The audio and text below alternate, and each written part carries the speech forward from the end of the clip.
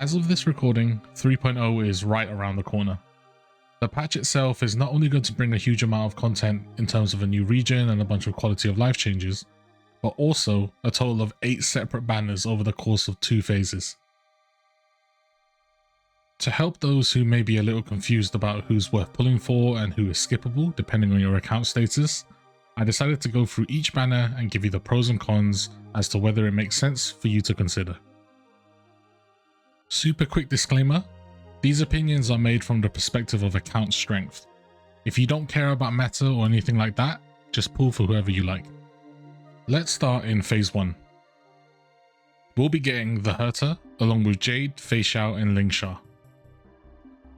The Herta is looking to be the premier pure fiction destroyer.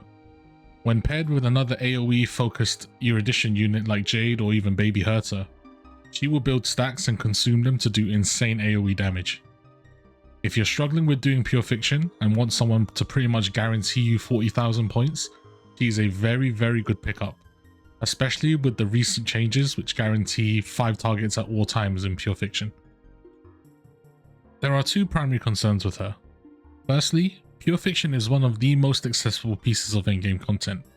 Most people are able to get maximum rewards pretty easily, even with really old units like baby Herta and Himiko. This is thanks to the very powerful buffs that are given during these phases, so in many cases, the Herta may not actually be a must-pull unit. The next point would be her ability in single target situations. Her single target is good, but not great. You can think of her as kind of an inverse Acheron. Acheron is great at single target, with very serviceable AoE, whilst the Herta has incredible AoE with very serviceable single target. Another caveat is that she's pretty much forced into using another erudition unit, especially in single target situations, to max out her passive, which can limit her team building options.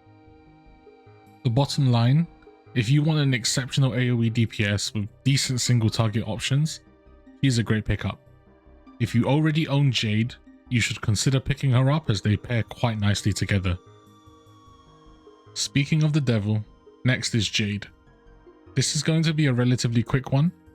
If you will be picking up the Herta and want her best partner, feel free to get her, but bear in mind that her 4-star alternatives like Serval or even baby Herta are only roughly a 12% DPS loss, so really think about your economic situation before you start going crazy with the pulls.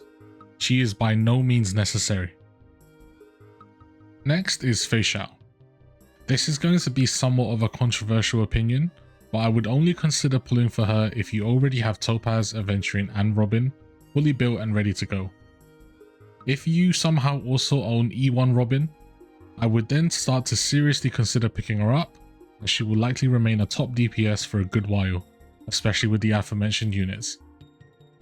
Unfortunately for her, it's quite likely that 3.x is going to have a much stronger focus on AoE in general, so Feixiao being a single target monster loses a lot of value in that respect. I generally advise against going for DPS reruns, especially due to us literally starting a new major patch with so many new units and a new archetype being pushed. Really consider this one carefully, my friends. To round off phase 1, we have Lingsha. Currently the best sustain unit in the game. She's pretty much unmatched in the sustain department.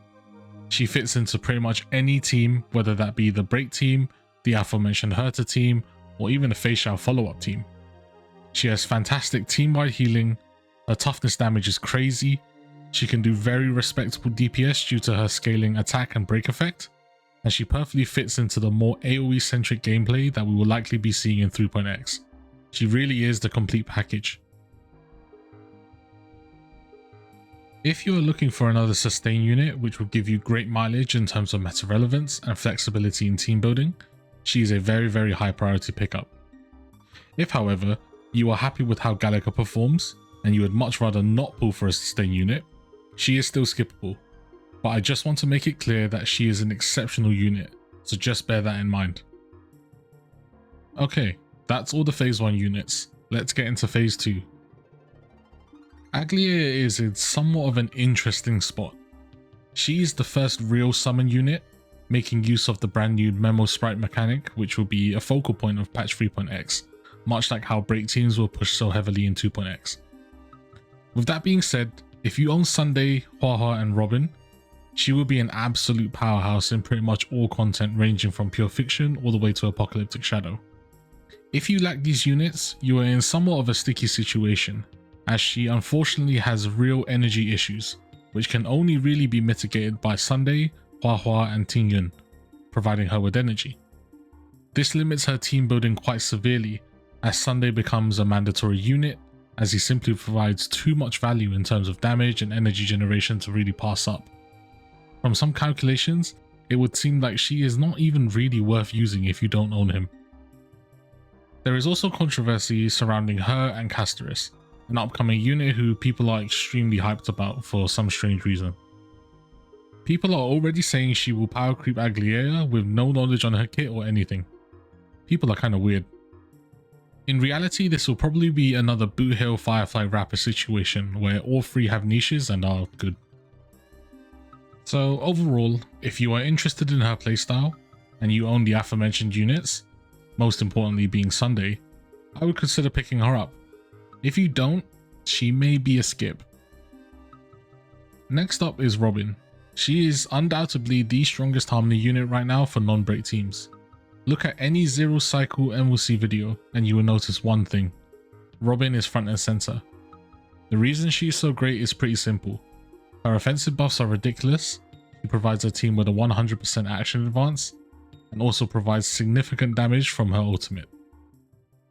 Going into 3.x, it's quite unlikely that she will lose any value if at all, as break teams will essentially be sunsetted and more conventional DPS teams will take the forefront.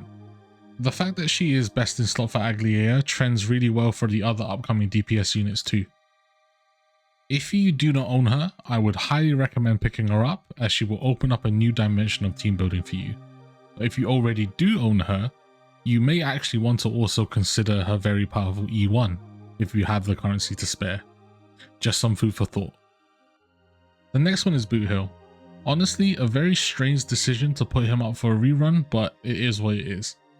He is undoubtedly a very strong unit, and if you already have the break team pieces like Lingsha and Fugue, you really could consider it, but in reality, I think there isn't much point.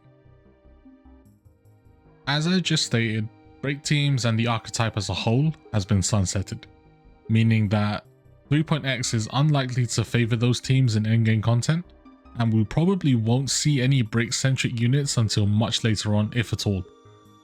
I'm not saying break will be much weaker, it's just not what Hoyoverse is trying to push right now, so the value you will get from Boothill will likely be quite low. Overall, I think he's a pretty comfortable skip. Speaking of strange choices, we have the final rerun unit, Silverwolf. I won't even humor you guys, so let me just make this clear. Do not under any circumstances even consider this unit for meta reasons. Gamers are truly the most oppressed race. And with that, we are done. Hopefully this helps at least some people decide what they want to do for this massive patch. But whatever you decide, best of luck, enjoy 3.0, like and sub, and I'll catch you in the next one. Peace.